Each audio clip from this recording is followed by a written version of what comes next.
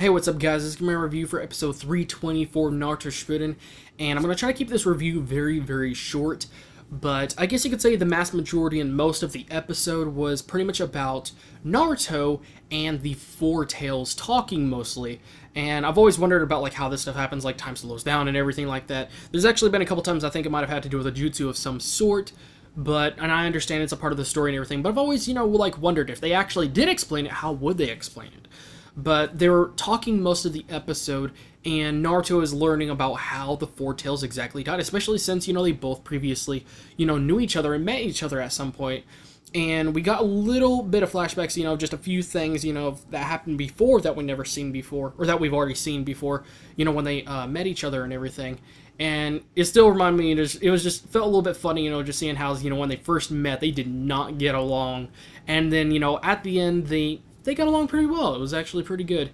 And we learned how he died now. I think in the past we did get a little glimpse at some point that he got destroyed by Pain. So it wasn't by any of the other members of the Akatsuki. It was specifically Pain and everything. And we got to see the action and everything of how he fought them and everything. And he fought pretty well. I mean, pretty decent. I mean, a little bit better than some of the other Jinchurikis did before they got captured, but it's when you're in one of those kind of battles, especially when you're going against several people at once, you got to take into consideration like just how many possibilities and how many different jutsus each one will have that will just be completely different from this one. So things are just completely unpredictable, and every single millisecond makes a huge difference. So, but he fought off pretty decently well, and we got to see how he's got to Blue Bubble, and he sent a message to Hotaru, and one of the things I was actually quite happy to see is that, shortly before he died, after, talking to Naruto and saying goodbye to him and everything, we learned that towards the end of his life, he had a really huge change of heart, because he's been used to running away and just running all his life, like a criminal or something.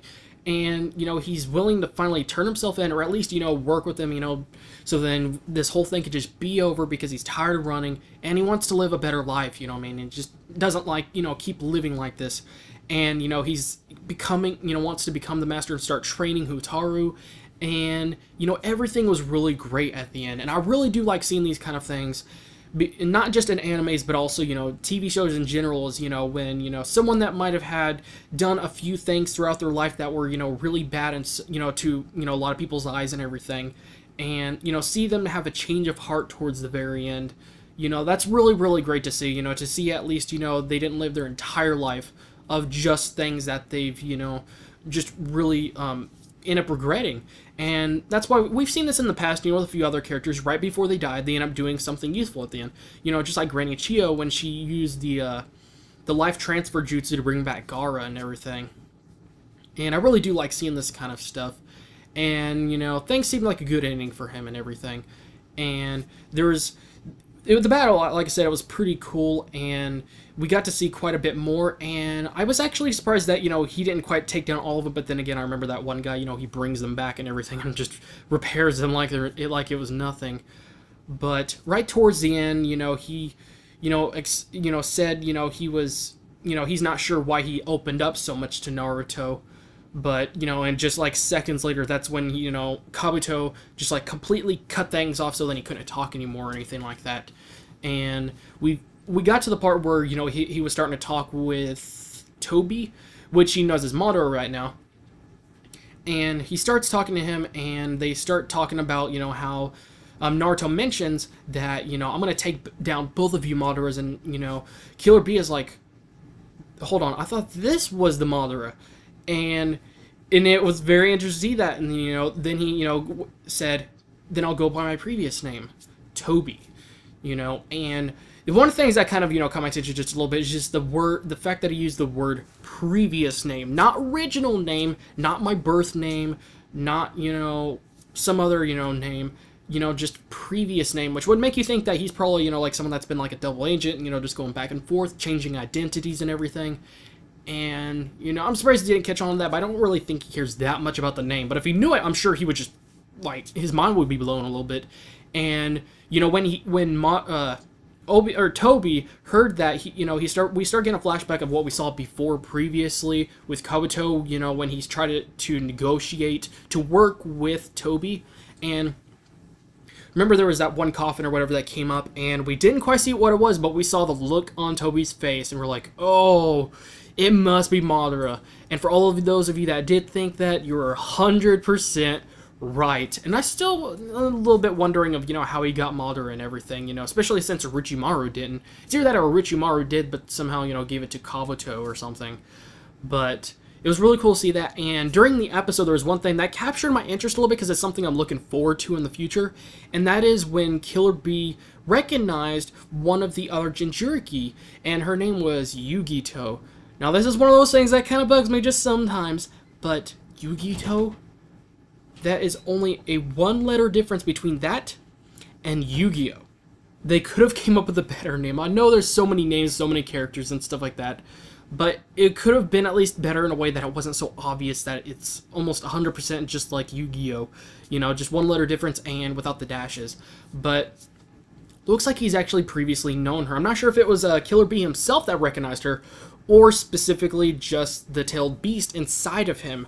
So if Killer Bee did know her before, then it's going to be very interesting, because I think there might be an episode, or at least I'm hoping so in the future, of Killer Bee having an episode, kind of like how Naruto, did with the previous Four Tails Jinchuriki, having a conversation, learning what happened and what's going on and everything. And it's really great to see that kind of stuff, and hopefully we do actually get to see it. And Toby starts talking again, and he starts talking about how he's lived a life of nothing but despair, so a name just does not matter at all, because all he cares is about his project and just doing what he's been wanting to do all this time, ultimately, and everything. And he talks about how he's just lived a life of nothing but despair, and he said, Naruto, you should understand, you as a Jinchuriki have lived a life of nothing but despair with that tailed beast inside of you. And then Naruto, this was a little bit surprising, but it was something to be kind of expected, and I was quite happy to see, is that he pretty much said, who are you to tell me whether I am unhappy or not with the tailed beast inside of me? And then in the Nine Tails, actually, he opened his eyes and everything, and he noticed what Naruto said.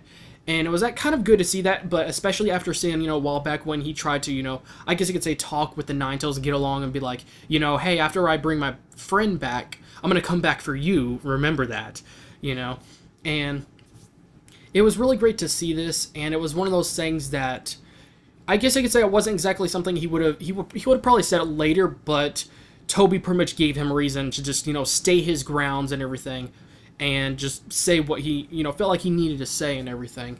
And it got very interesting, and, and he ended up saying, I'm going to take down both of you Maldaras. And it was really great to see, how Toby's reaction was, it's going to be really hard to do that, and I'm going to do whatever it takes to capture you two. And we got to see pretty much all the previous Jinchurikis with tails coming out. Now, there could be a few reasons, but at the same time, remembering as Minato had the Nine Tails, well, he wasn't a Jinchuriki, but he has a Nine Tails chakra inside of him and everything. But seeing as, the chakra got taken out of them, maybe there was some way they, brought it back. I know they can bring back chakra from, some of the people that have had, Jinchuriki's chakra, however they got it. But seeing them become a Jinchuriki again in some way or form, that is pretty surprising. But it won't surprise me, especially since they used some of the Ten Tails or that statue's, chakra to, multiply the white Zetsus by, like, thousands, And it would not surprise me if they just gave a little bit or a certain amount to the previous Jinchurikis to make them stronger. But he must have done experimenting, because remember, when they're under the reanimation jutsu, they come back to life in the same way they were before they died. Unless, of course, Kabuto does some experimenting with them and that kind of stuff. So I'm really excited to see how things turn out, because, I really want to see, how they got it and everything. And it was very surprising to see that. And another thing is, seeing as they've got that power and everything, I want to see if they can use, the Uchiha Eye, or if they can use the Rinnegan, if they could use the Sharingan or Rinnegan or anything like that, or if it's just there for probably visual enhancements and as well as some other small things. So it's going to be quite exciting. I'm going to give this episode overall a a 4.5 out of 5. I would give it a little bit higher, but I felt like this was a pretty good episode. A little bit too slow pacing, but at the same time, I'd rather have them spend more time on the story and everything than too little. And plus, we've had, I feel like the last half dozen episodes have been really good quality, or at least most of the last half dozen episodes have been really good as far as how they've been doing the animation, the pacing, and just things are being so much more clear and directive and making more sense, and just instead of just bringing in random people we've never heard of before and just fillers all over the place. So I'm really happy to see how things are going. Hopefully we don't have any fillers quite so soon, but it's really great to see these kind of episodes again. It feels like it's been a very long time throughout the season, or in the season, since we've actually seen some good episodes like this. And I gotta say, things are getting really interesting, and I'm very excited to see how things turn out, especially just the whole thing with Killer Bee, seeing if you knew that other Jinchuriki or not, and if not, or if so, then are they gonna do an episode similar to this? So that's pretty much it for today, guys. Thanks again, guys, for watching, and I'll make sure to do a review for the next episode once it comes out. So thanks again, guys, and I will see you guys in the next video.